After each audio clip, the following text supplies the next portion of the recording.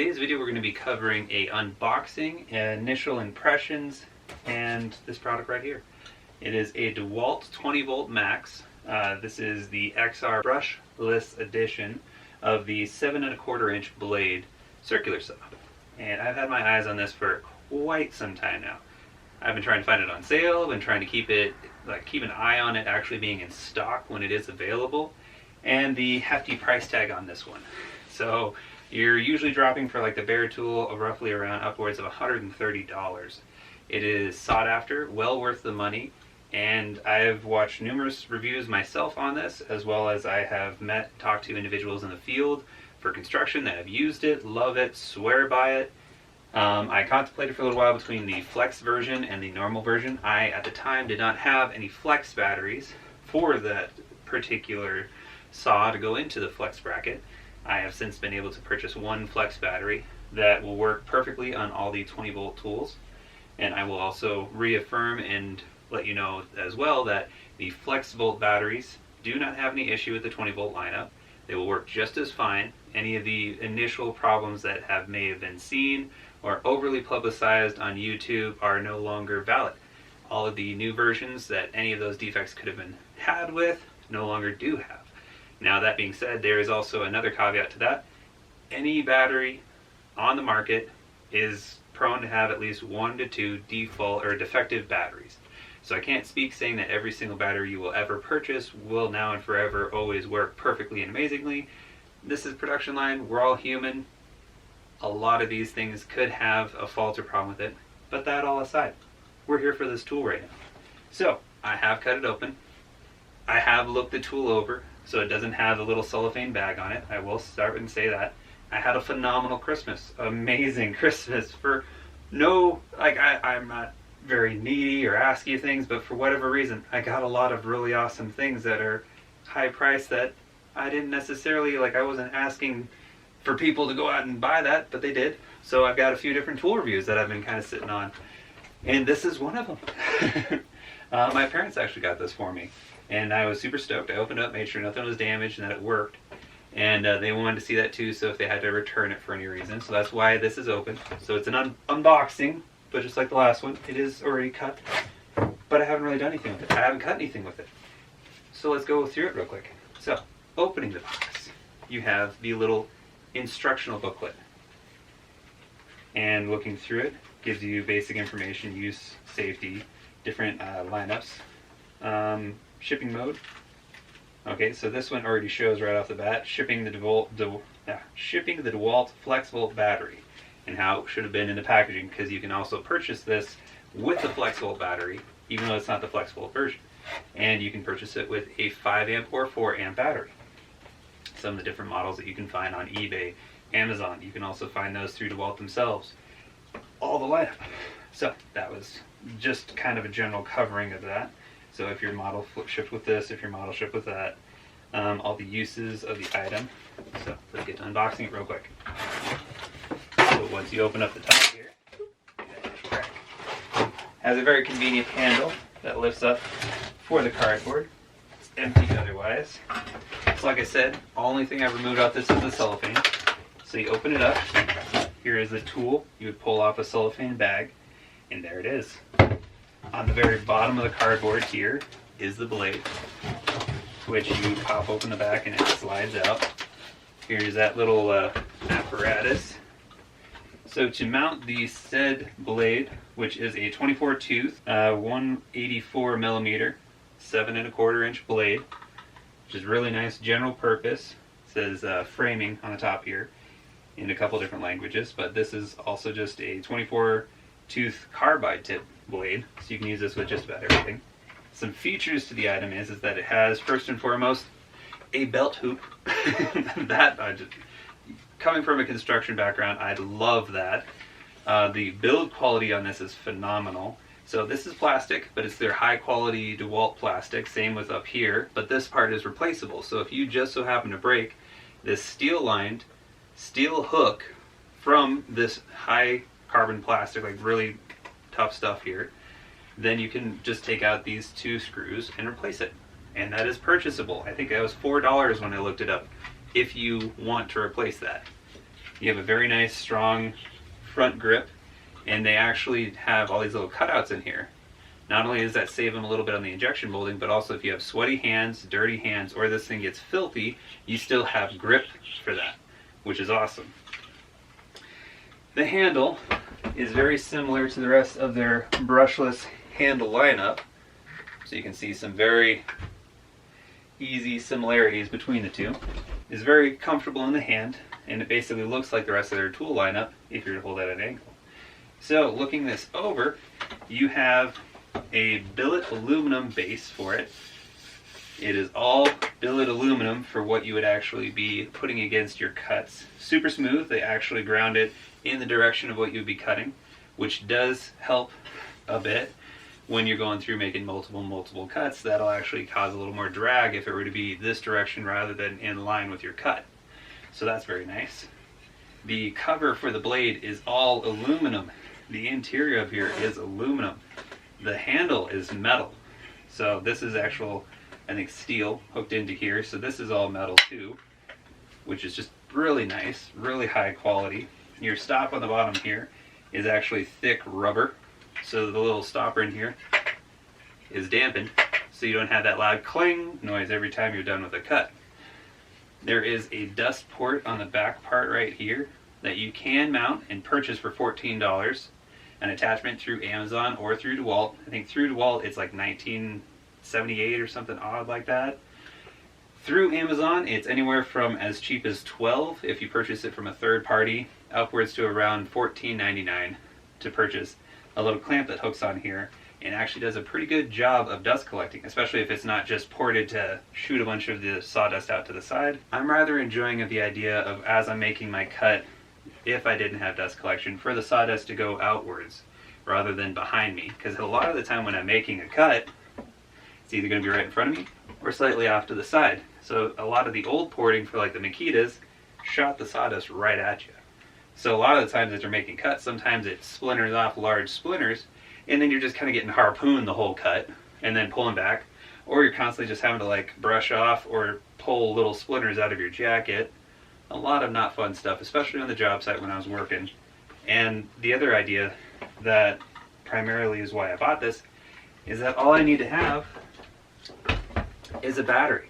I can go outside and I don't have to string out a 100-foot cord to get to where I'm making my cuts if I'm making a larger cut and I'm outside. Since this is a smaller shop and I don't want to get all the sawdust in the world in here, all I have to do is just hook a battery and go. And as I'm making my cuts, I'm not having to re-coordinate where my cord is, because I've had one circular saw where the actual, sadly, the cable went into the blade. It stopped it. Didn't do anything super crazy, it just stopped the blade, but it cut through pretty much all of the cable in one spot. And I can't always kind of do the grandpa fix or the redneck fix and just re-bandage it up, but still it's a corded item and it was an older saw, so I've been setting it off to the side. It can be a backup if I want it to, but I don't know if I'll need it once I got this now. Other features that we have to this is that this is all aluminum for my adjustments for my angle. On the back here, it is a single prong going all the way through to adjust for my cut depth. And I can actually push this up past to where, if I wanted to, the guard has to come a little bit, but it can sit on its own accord.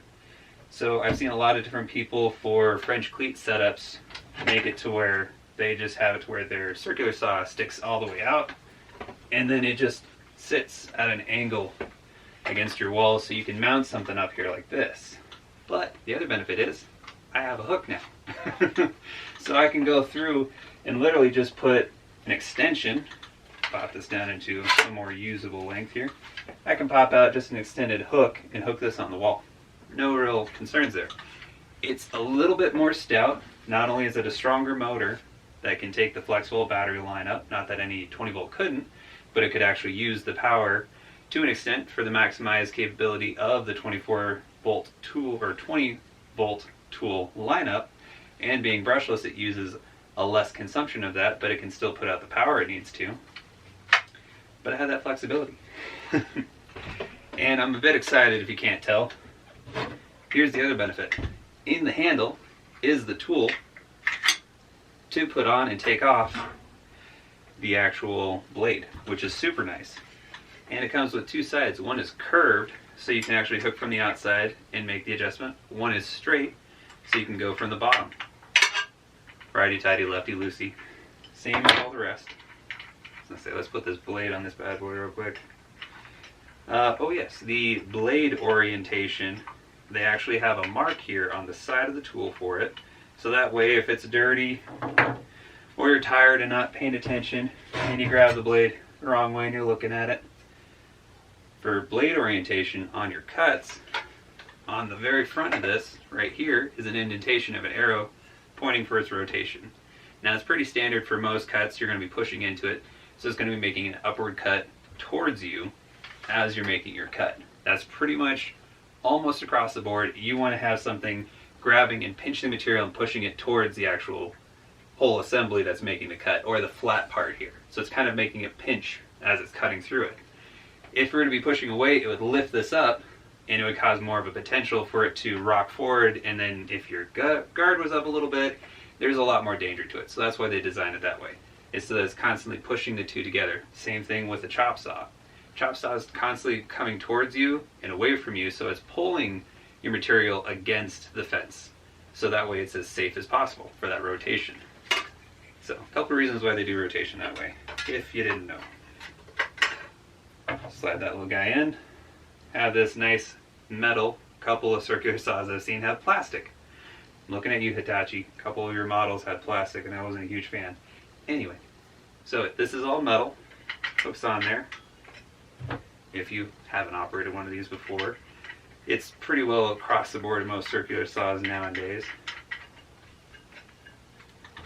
Take your little wrench. Like I said, you can hook from the bottom, and it will kind of ratchet. There is a stop button right here in the top. It's metal as well. It's not plastic like a lot of the ones I'm used to, which is nice. Locks in place. You make your adjustment. If you wanted the guard on and to be more safe, you can use the angle bit of it. Hook on the top here. Same thing. Make sure it's nice and snug. And then let it go. And I always like to move the blade. Have it, but this is good enough. It's not going to cause any issues. Curve goes to the outside, slides right into the palm, and tucks away nicely. And beauty of where that's at, your battery doesn't even touch it. So let's give her a little trigger pull. So light pressing turns on a light, full press, brake automatically engages. So this is as loud as it gets. You can hear that brake engage, and it is not too heavy in the arm. Like I said, I have purchased a flexible battery. So here's the flexible battery. Bit bigger, bit heavier, but on the back of the tool, locks right in place. Same thing, doesn't interfere with the tool as far as the little multi-tool to be able to take off the blade. You can hear a little bit more amperage up. Still stops nice and quick, but it does output a little bit more power when using a flexible battery than just using a 4 amp or, well, this was a 4 amp or a 5 volt or a 5 amp. This is the 6 amp flex volt, and it's not too unbearable. It is definitely heavy, not super heavy on the combination of the two, but just as is so far for a setup. This is what comes in the box. This is the tool only, so it didn't have a battery with it. If you did have the battery, I think on the side of this little cardboard thing here, it would have just rested back here, and you would have had an extra little sleeve insert for the battery. They're pretty well modular, which is one of the smart things the company has done, is make a lot of the things pretty well across the board. Like I said in the manual, it gives you like 3 different versions of if your kit came with a battery, if your kit came with the flex volt battery, how to charge the battery, how to know and indicate if the battery is charged, and all these other little things having to do with the battery component. You have a lot of safeties and a lot of different renditions and languages all talking about the battery. Since this is a battery operated saw, they're very heavy on that. Alright, so just a quick tip, if you're not of the construction field or haven't known, when cutting with a circular saw, it actually causes more drag on the blade It's more unsafe, and in this case, it'll wear your battery down faster. When making a cut through materials such as this, or a large plank or board or anything, well, before you even make your cut, and we'll be safe about this, even though there's double safety and everything, and now I can't do anything. Anyway, you want to cut with just a blade very barely going through your material. So if I were to pop this little guy loose and adjust this up, you can see that this is coming through just faintly, and that's all you want to make your cut, because otherwise there's a lot more potential for a lot more drag on the distance of the blade and a lot more of an exposed blade to do damage with. So as you're making your cut, if you're going through sawhorses, you'll lightly cut and score your sawhorses or material, or if it's overhanging something. But there's a light chance that if you were to be making a cut and this was to be near your leg, something vital, nothing you want to do, but if you're just not paying attention, this acts as a safety, because as it's cutting through the board, not only do you have the material kind of being a protection, but you're only going to lose a little bit of your pants and a light top layer of skin. Worst case scenario, if that were to come across. It still does damage, but it won't go into your leg. It won't go into your arm. It won't go catching fabric and pulling you into it. Even though this, as soon as you let go, you heard how quickly the brake engages, that still is enough time with how good this cuts to do damage. So just kind of a little side bit, make sure to adjust this to what you're actually cutting. I've seen numerous guys on the work, like out there in the field or in the workshop, and they're always just leaving this at its maximum depth cut and just cutting everything right there.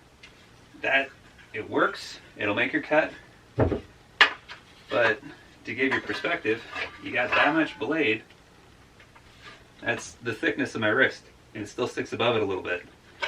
That's how much you can cut and how quick of a time, with how sharp of a brand new blade, before it stops. So side note, make sure to adjust it before you make each one of your cuts. It'll save you, just saying. So now I'm going to go through and process some pallets, which was one of the primary reasons I actually wanted to have a cordless circular saw, because without any cords, I can use it. So I'm going to go through now and process some pallets and see how well it does with no cords.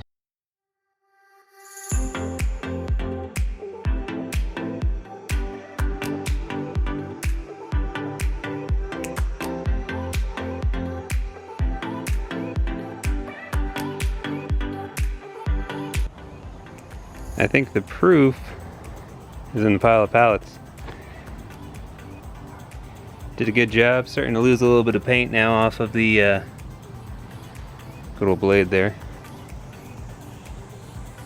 That was quite a few pallets to process and go through. Only little issue I had was on some of these.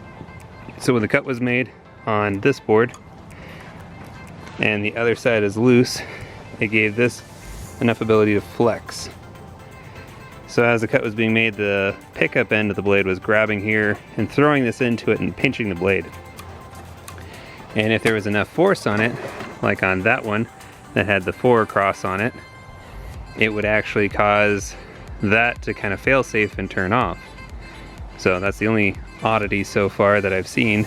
Otherwise, I turned that off a few times, you'll see in the reel, just because for safety's sake, or for the fact that I can just stop it, make an additional cut.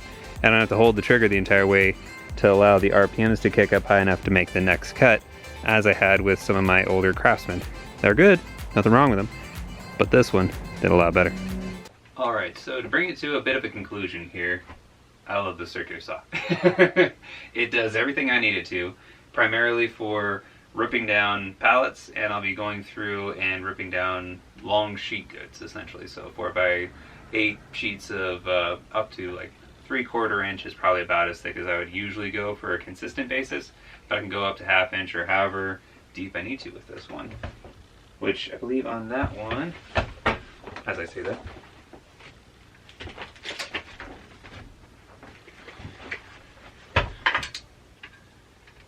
cutting depth is 2.5 inches, so standard. Can't remember if this is a little deeper or a little less, but for the 7.25 inch blade, your depth on this will be about 2.5 inches. And you can kind of eke it to be a little bit deeper if you flip over the material, any of those little tricks along the way. I really enjoy it, and it seems to be a perfect niche for my toolbox for my wall. I'm going to probably build a mount for it later.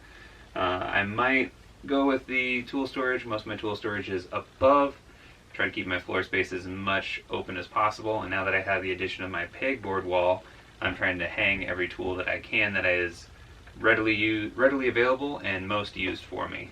But all that to say, this is a wonderful addition, and I'm very happy to have it in my collection. The blade is a good general use blade. The one that it comes with is meant for just all materials. I did have one mishap where I nicked my vise with it, so I lost one tooth on the blade. But because of this style of blade and for my uses and purposes for it, I'm going to be remilling most of this wood anyway for a lot of my projects, so I'm not too concerned. It does still make great cuts. There's no problem with that. I just lost one of the teeth off of it. The paint has come off, as most blades do, pretty quickly on this one. And if I wanted to down the road, I could get a Diablo blade and throw it on there. They're pretty cheap. They're around like 10, 15 bucks depending on when you get them.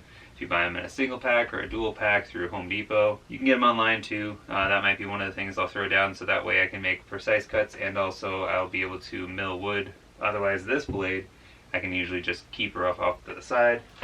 Everything on here is just well built. Like this, I feel any job site, I can toss it around in the back of my truck.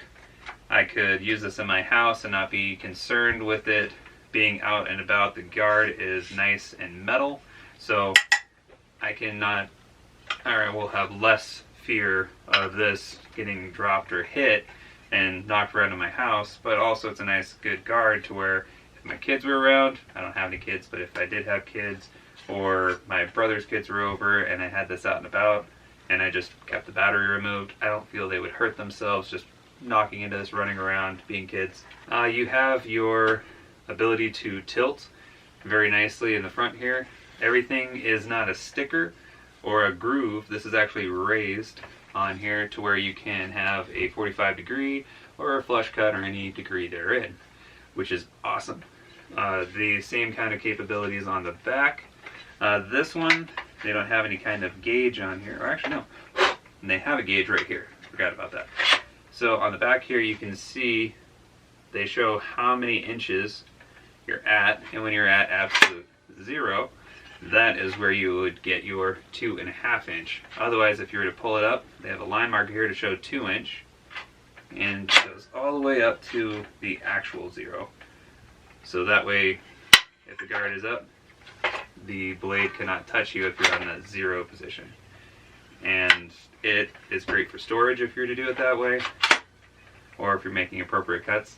The measurements on the front are nice as well to show you your displacement from your actual cutting edge, and it'll show you your absolute 0, and it gives you kind of a variant in there, so you can look for the piece of metal kind of jutting out to make your cut off of if you're following a line, or if you're having to pull from a line a certain distance of whatever you're trying to cut. If you're going to put in a piece of trim or anything like that on the board that you're cutting, or you're trying to encompass that, it gives you a nice clean measurement on that.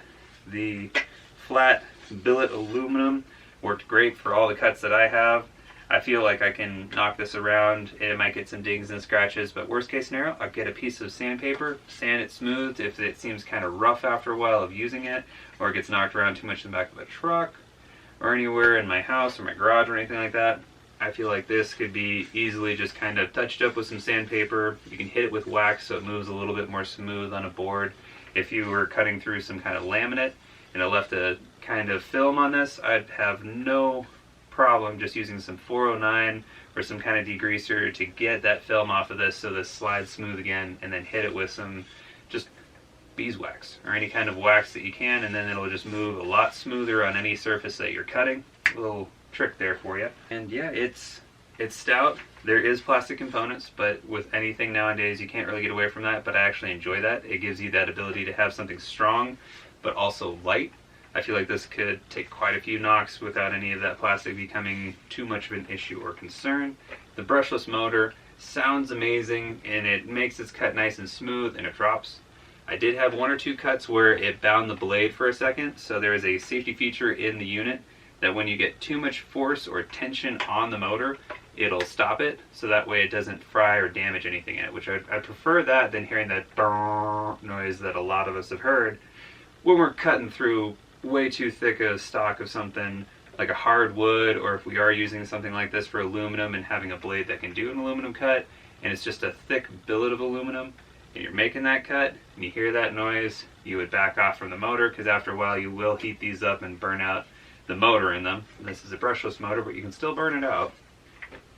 And this just has a nice feature that kind of stops. I didn't really have any issues with that. There's a couple times where I made a cut through one of the boards fully on one side, and on the other side I cut two rungs, and then they both pinched together and pinched the blade awkwardly, and it took it a second and that stopped the motor, which I prefer, or myself I just let go and it instantly killed the motor and just stopped in place, so that way I'm not doing damage. If I was to start cutting into something I shouldn't, or if I was to nick myself and let go, this would stop. It wouldn't just keep going like a lot of other older circular saws where it has a roughly 15 seconds on some of the real old models before it even stops the revolutions of the blade, where it would just keep cutting through whatever you might accidentally, oh no, I didn't want to make that cut.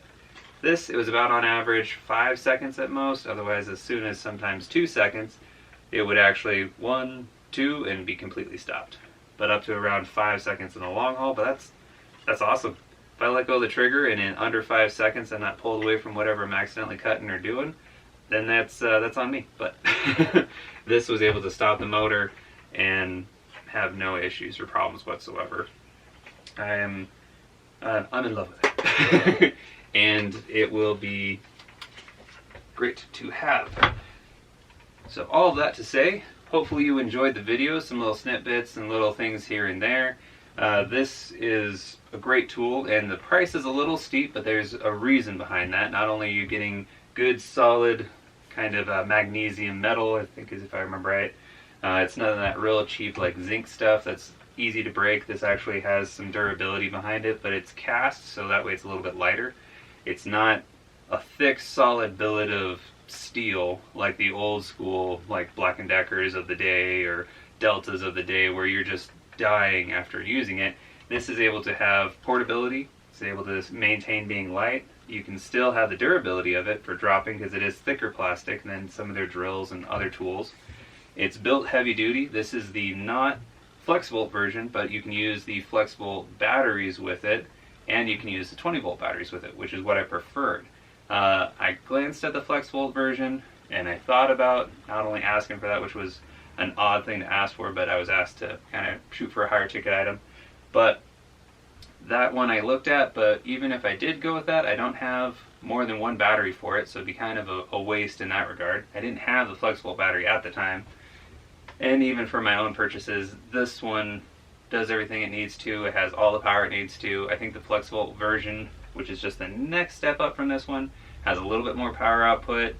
Yes, it can run, with the batteries just fine. It can cut through a little thicker material. It's the same size blade, the 7 1/4, but this one will fit all the needs perfectly, and I prefer the 20 volts so I can maintain my batteries and use all of my batteries on this tool. There's no restrictions that I've seen on this tool to where I could still utilize the smaller batteries in a pinch if I needed to. Unlike the chainsaw, which actually requires at least a 4 amp, this one I believe I can go down to my 2 amp if I wanted to, make a few quick cuts if I had to, and I was waiting for something to charge up, and I just so happen to have all of my batteries die, which is rare, but it does happen to us for those who have more than just 2 batteries that come with one of the kits. Or even if you did have 2 batteries that come with the kit, and one of them was a higher one that you may have purchased, and one came with a single or like a single drill or impact that you had, you could swap between the two. So that's a nice benefit to it.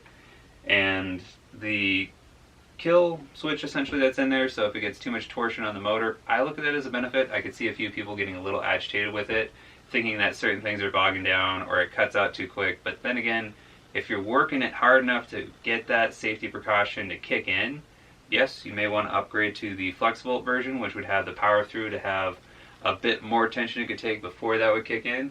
But I look at it as that's what the limit is of the tool. If I went too much harder, too much longer into it, I'd probably burn it up. And it didn't happen to me all the time. It happened to me only under circumstances where I had two boards pinching the blade, which you wouldn't want to keep cutting through that anyway, unless you're just demoing and you don't care, which is kind of what the palletizing, getting cut down that I do anyway, is I'm just demoing. So I'm not in a super concern of that.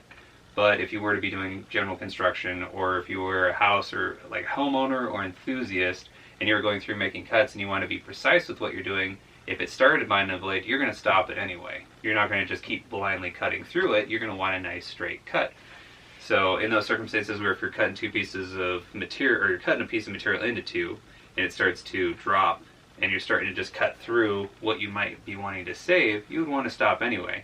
So if that caused enough of a bind on the blade to stop it, and you'd be like, oh dang it, you could also take a second look at it and go, oh, I'm messing up and not making an appropriate straight cut. You would pull the blade back. So, like I said, not something that I see as a downfall of the unit whatsoever. And it's a nice feature. Alright, so to wrap it up, I give the tool probably at, we'll say the 9 out of 10, just because of that one little thing if you wanted to go that route. Otherwise, I feel it's a 10 out of 10 tool. Most definitely, if I had the chance, buy it again. Granted, I didn't buy this one. It was a gift from my parents, actually. Thank you guys very much. This is an amazing tool, and I'm loving it. The additional attachment back here for dust collection, I have a 3D printer now. I'm going to print one of those. I can give a review on that later.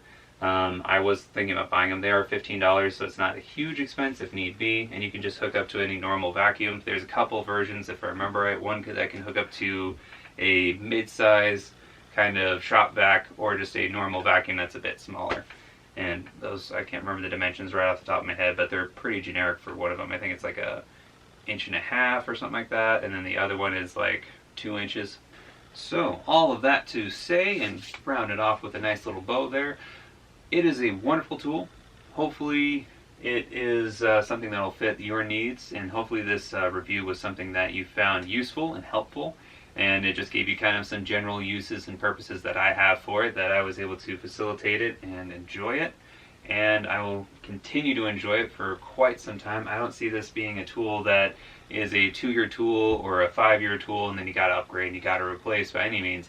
Even if I was rough on it and I was in construction, I feel this would be a tool that would stick with me through me being very abusive on it if I had to be in my line of work, whatever that may be. If it was just general framing, if I was just general contracting and doing all sorts of little odds and end jobs, I'd throw this on my tool belt and run around doing, quick rips on any kind of drywall. If I was working with anything that would be like plywood for just quick framing or quick scabbing in pieces and then throw out on the job site to make sure that we're able to hit our RO in certain areas where to be anti-vandalized, just, kind of put up some temporary walls so that way nobody gets in the building to kind of rough it up or steal anything.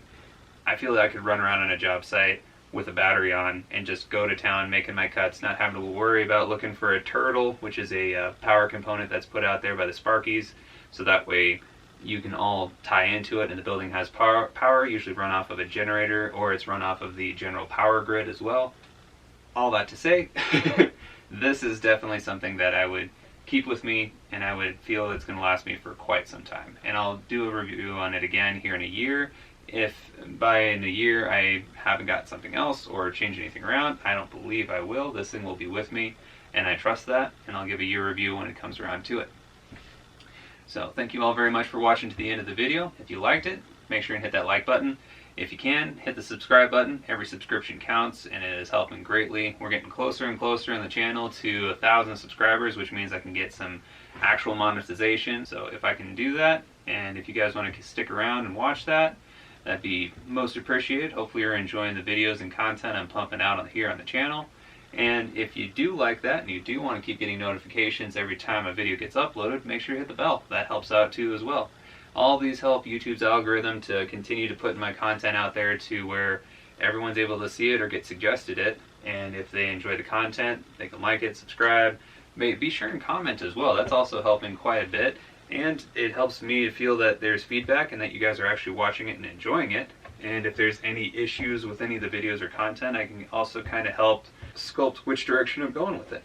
So thank you very much for that, and thank you very much for your continued patronage with the channel.